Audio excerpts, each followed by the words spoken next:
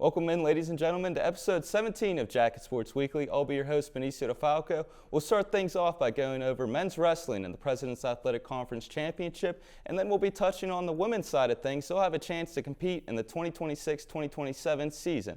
Then we'll take things over to indoor track and field, and then we'll wrap things up by going over men's and women's basketball. So sit back, relax, and make sure to stay tuned for this week's episode of Jacket Sports Weekly. Welcome to Jacket Sports Weekly, Waynesburg University's weekly sports show where we cover the best of the best in athletics. Our analysts discuss a multitude of highlight plays such as touchdown passes. And Barber's going to throw again, one-on-one.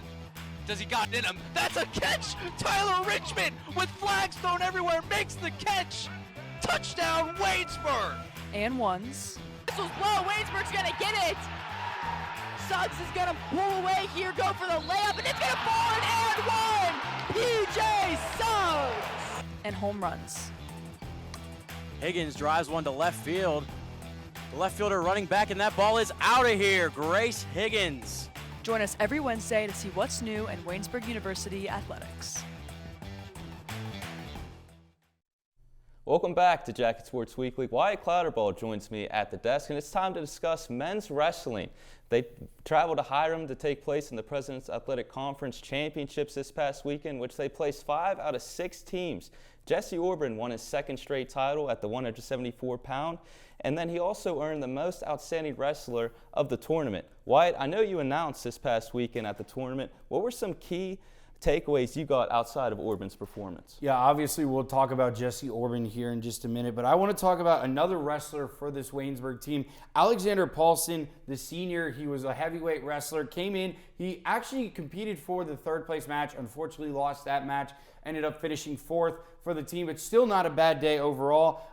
Shout out to Tavion Moss of Hiram College. He's a freshman. He won in the 125-pound weight class as well. St. Vincent ended up winning the entire thing. So it was a really, really great day of wrestling overall.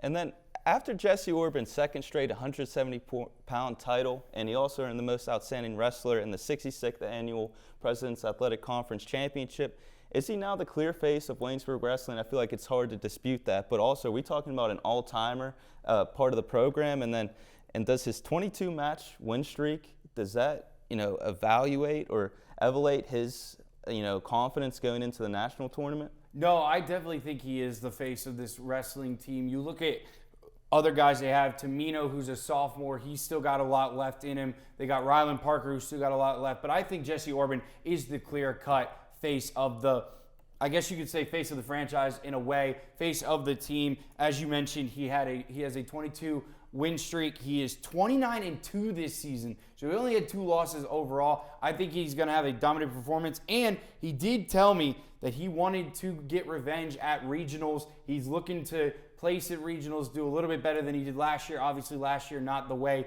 he wanted to finish things, so I'm excited to see what he does at regionals, but definitely a guy that we're going to be excited to see, not even for the rest of this year, but into next year as well. In the championship match against St. Vincent's Chase Brandabora, who was chasing his third PAC crown, was Orban's third period comeback the defining moment of the tournament overall? I think it was. He was stuck on his back at one point, and I personally thought that he was going to get pinned. I got very nervous because he was battling, couldn't quite get it. Finally fought. There was about 2 minutes left on the clock, and then he hit Brandabora with a cradle, locked the cradle. He even told me in the interview afterwards he'd been working on it all week, had never pinned a person in the cradle before, so it was cool to see him kind of do that, get the win. He kind of did the belt celebration as well, which was really cool to see. But yeah, it was definitely a cool moment and a great moment for Jesse, obviously now becoming a 2-time champ. With St. Vincent winning the team title, but Waynesburg placing 5th, does Orban's dominant performance say more about the individual success versus team performance in conference tournament? Just kind of a broad question overall. What are your thoughts on? I think it's a little mixture of both. Obviously, Waynesburg is a very, very young team. They've had a lot of people come and go due to injury. They've had other things going on, but I do think Waynesburg is going to be that top team next year and that can compete. They got AJ Tamino, Jesse Orban's coming back next year. They're going to get some other guys healthy. I'm sure Coach Petnitzky is going to recruit and get guys, but I think individually, obviously, Jesse Orban was the best, but I think as a team, Waynesburg showed that they can compete and that they can hang with the best in the PAC championships. And now switching over to the women's side of things, still have the chance to compete in the 2026-2027 season in the President's Athletic Conference Championship. So I got to ask you, what does this mean for the sport overall, and like how far has it taken off?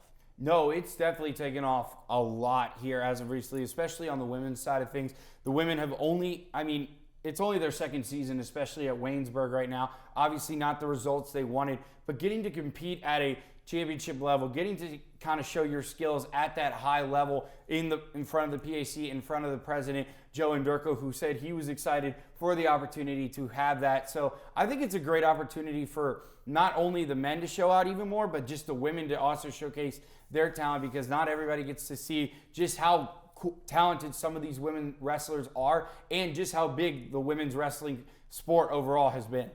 Well, that's going to wrap up our wrestling discussion. Jesse Orban will have a chance at regionals, a chance to compete in a stellar season and a stellar career here at Waynesburg. Well, that's going to wrap up our wrestling discussion. Ethan Spozarski will join the desk to talk about men's and women's indoor track and field, so make sure to stay tuned.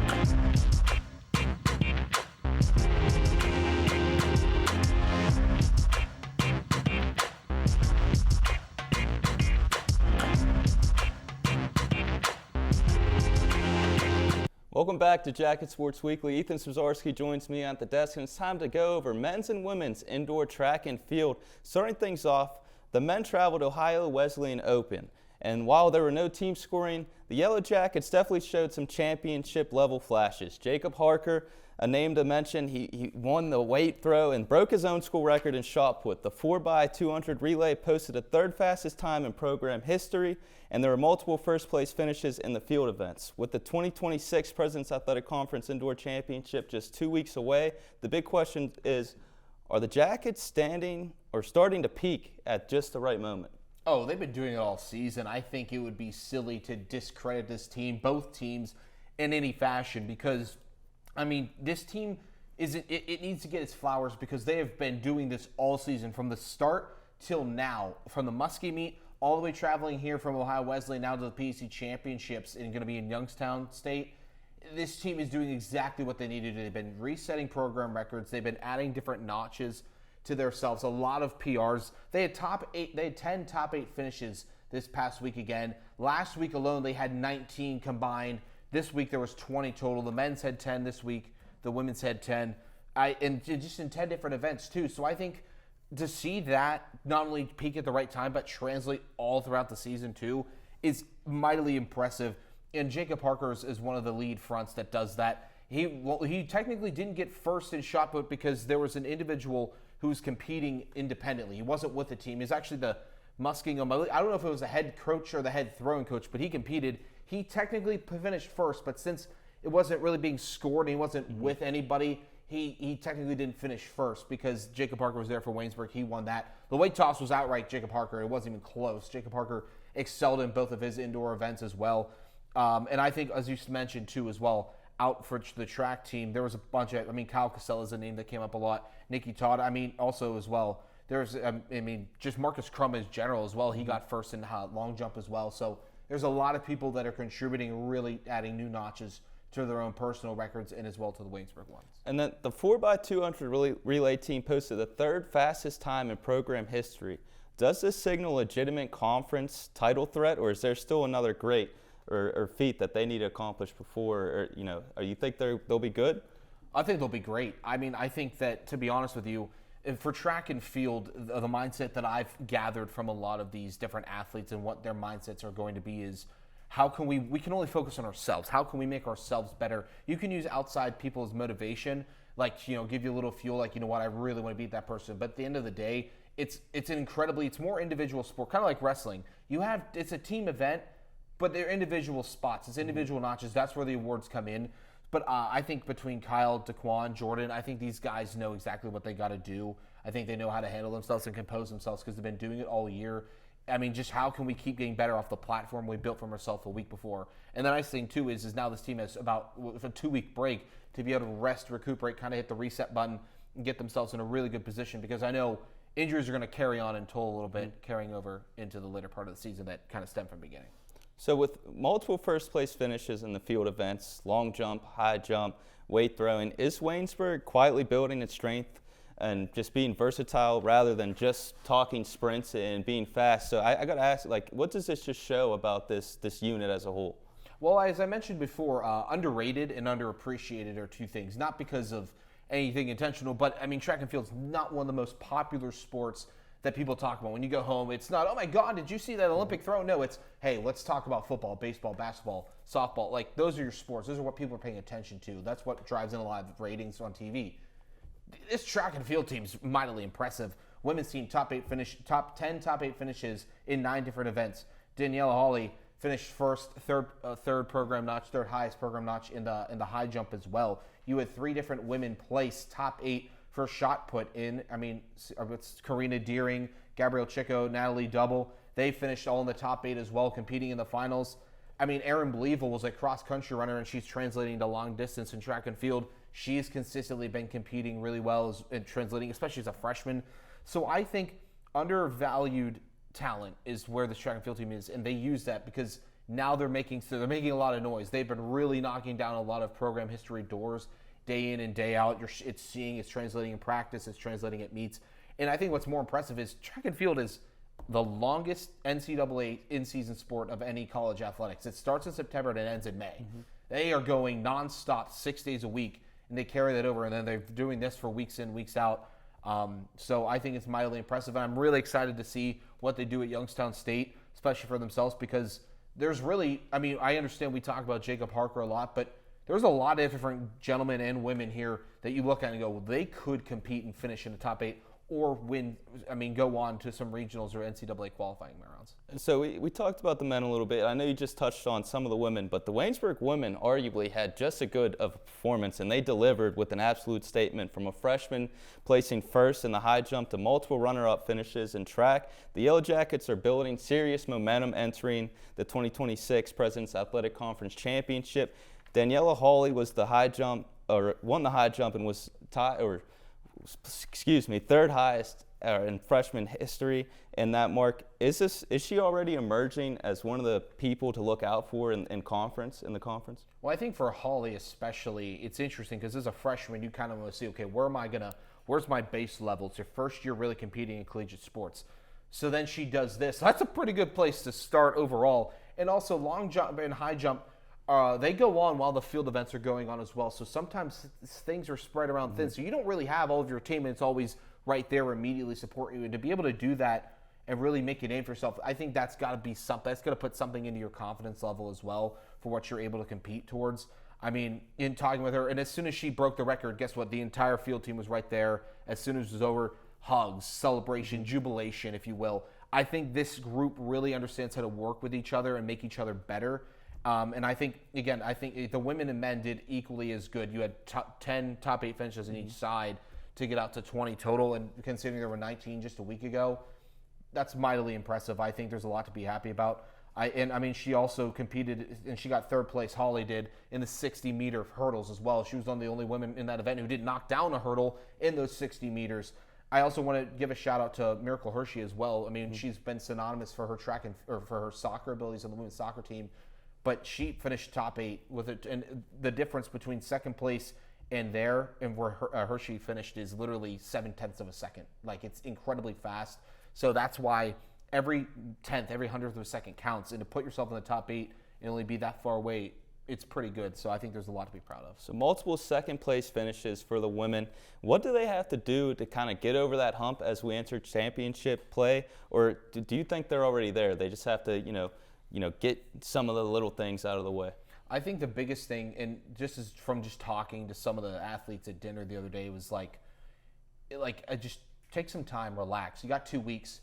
Coach Thacker said at the end of the meet, for the Ohio Wesleyan meet rather, is we're going to take some time here. We're not going to rush this. We're going to relax because some of the athletes, you know what, there's some injury. There's not like serious injuries going on, but your body's going to have a toll. It's going to carry a toll as the season goes on. So they're going to utilize this week to not rush. They came back and they didn't have practice immediately the weekend following. They took a day off and now they started doing practicing again, giving them that extra day. I think that goes a long way too, because this coaching staff knows exactly how to work with their athletes. I think I've heard nothing but such spectacular things about Coach Hardy and his ability as a head coach. Same thing with the throwing team and Coach Thacker. They absolutely love him. They adore him. He eats dinner with the throwers. They talk. They spend time with each other. I think being a player's coach really goes a long way as an athlete, and it's important to have a positive mindset in what you do day in and day out. So I think that stuff that doesn't always impact, or what's directly going on the field, is going to impact them because the small things off of it kind of contribute.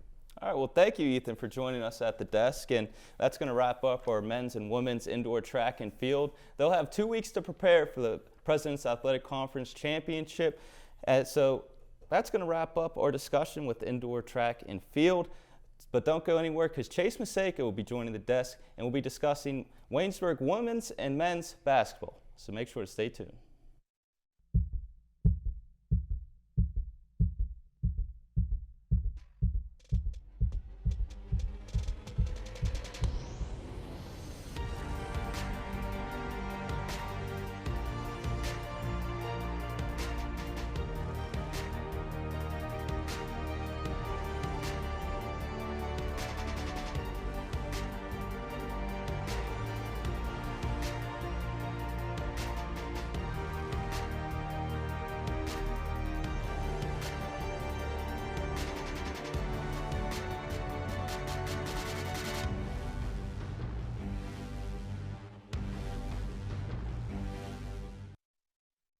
Welcome back into Jacket Sports Weekly. Chase Maceiko now joins the desk to discuss men's and women's basketball. Starting things off with the women's side of things, they started the week off with the 82-71 win over Bethany. Kara McFadden finished the game with 23 points, 20 of which came in the second half. And I got to ask you, Chase, with this performance from Kara McFadden, is that another closer the Yellow Jackets can consider alongside Callista Friday?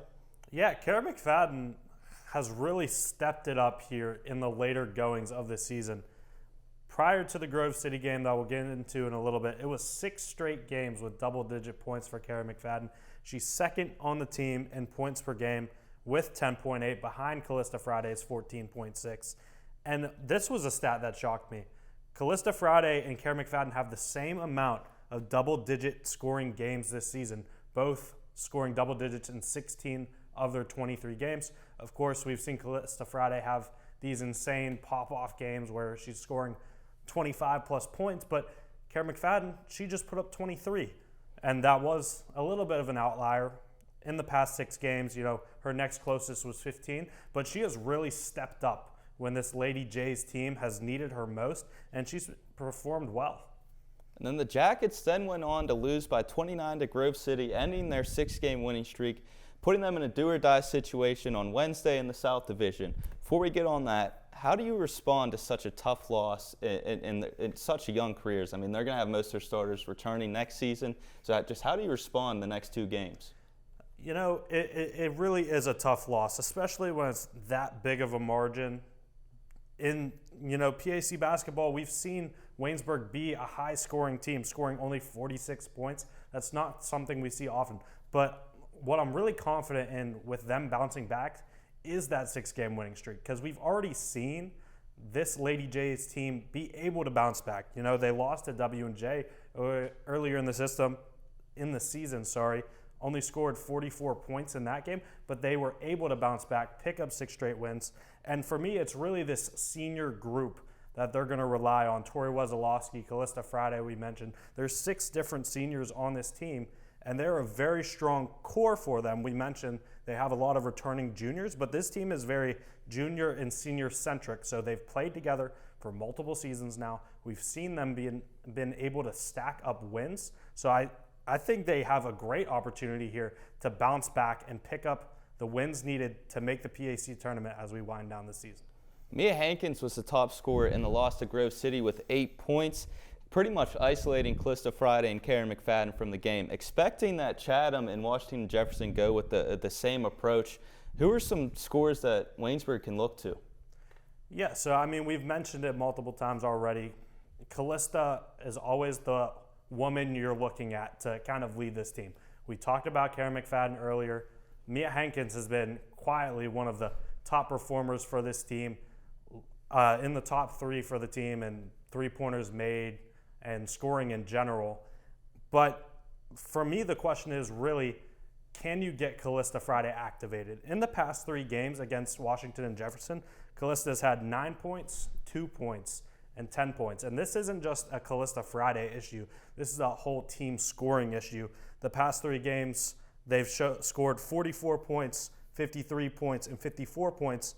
And this is a team that has averaged over 71 points this season. So you're really going to need to rely on your scores. And it's really a shooting issues in those games against Washington Jefferson that I mentioned. They shot 27% in the field, averaged over the 3 games, and just 18.3% from the 3-point line in those 3 games. So you're going to have your shooters taking these shots. It's a lot of threes. We've mentioned it all year long for this Lady Yellow Jackets team, but they're going to have to keep falling, and you're going to have to rebound well, because if you're missing shots, you're going to need to get those second chance points. On the men's side of things, well, they've lost 2 straight games, and they're pretty much eliminated from playoff contention, both of which by at least 21 points. What are some causes to this disappointing season? Were they relying too much on their players coming back? Should they attack the portal more? Just what are your thoughts and some of the disappointing factors of this season? Yeah, so what has stood out the most all season is the rebounding. They are last in the PAC with a negative 6.5 rebound differential. They also give up the most rebounds in the PAC at 42.3. And this season, we knew it was going to be a little bit of a struggle. They lost 3 of their top rebounders last year in Anton Baker, a former PAC Defensive Player of the Year, alongside Jalen Davis and Rayshad Hooper. Those were 3 big men who were really racking up those rebound totals for you. And they replaced it with Mikey Smith and Donovan Rakes, but now Mikey Smith is gone and Donovan Rakes is gone. Mikey Smith led the team in rebounds throughout the year with 4.8. He hasn't played in 2 weeks after he left the team. Cam Dancer is another guy who was racking up some rebounds, averaging 4.3. He's no longer with the team. So it's just an overall kind of rebounding issue. I'm not sure if it's a philosophical issue or if they just don't have the height to make it work. And then, so the men, like I mentioned, they're pretty much eliminated from playoff contention. Being that there's only 2 games left, do you expect some changes in the lineup, or do you think they try to play spoiler with the last 2 games?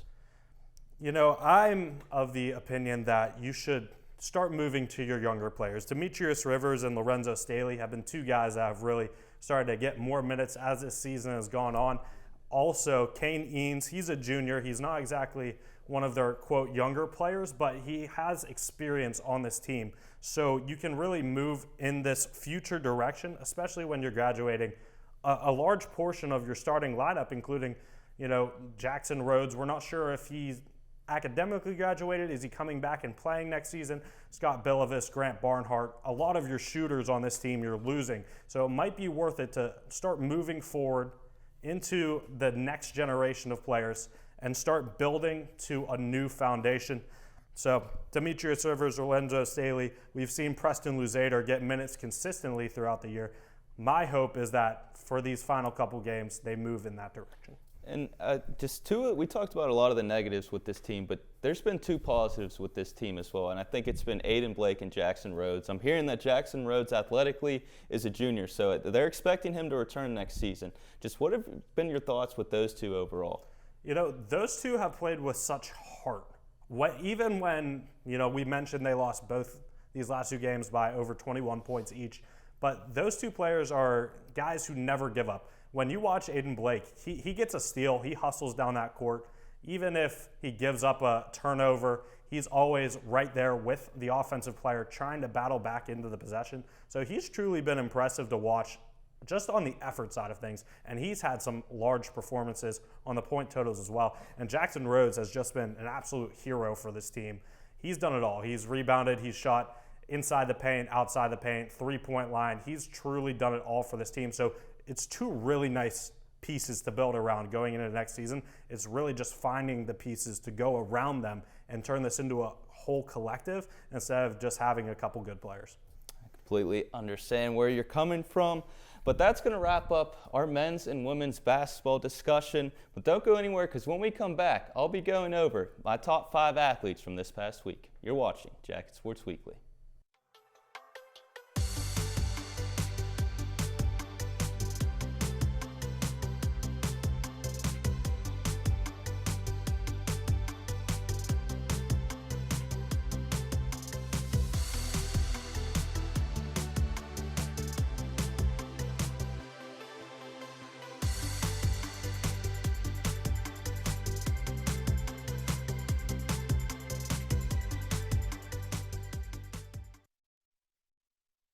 Welcome back into Jacket Sports Weekly. It's time to go over the top 5 athletes from this past week. Starting off at the number 5 spot, we're going to go with Jackson Rhodes, as he had 21 points in a loss versus Grove City. Rhodes, a very great individual season in what's been a disappointing season as a whole for the Yellow Jackets, but great individual success from Jackson Rhodes, averaging 14 points a game this season. At the number 4 spot, we have Karen McFadden, who had 23 points in the 82-71 win versus one of the top teams in the President's Athletic Conference. In Bethany, 20 of her 23 points came in the second half when they needed her most, and she's been one of the best closers in the President's Athletic Conference, scoring double digits in 17 out of 23 games to this point. And then at the number 3 spot, we have Daniela Hawley, who won the high jump in the Ohio Wesleyan tournament. And she also tied for 3rd in program history in that feat.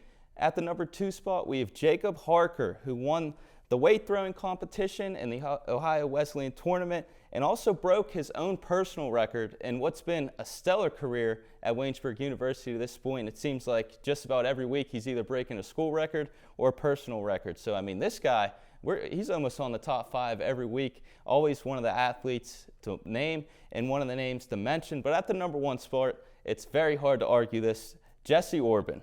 He had his 2nd straight title in the President's Athletic Conference at the 174-pound feat. He also won the most outstanding wrestler of the tournament, 4-time President's Athletic Conference Wrestler of the Week. His resume kind of speaks for itself. We're talking about an all-timer at Waynesburg University. That's going to wrap up this week's episode of Jacket Sports Weekly. But the men's baseball team just had a 5-4 win over La Roche, and then they went on to win the second game 5-3. That's right, baseball and softball season is among us, so make sure to stay tuned for next week. We'll be going over both, touching on some upcoming games. So thank you so much for tuning in. You watch Jacket Sports Weekly.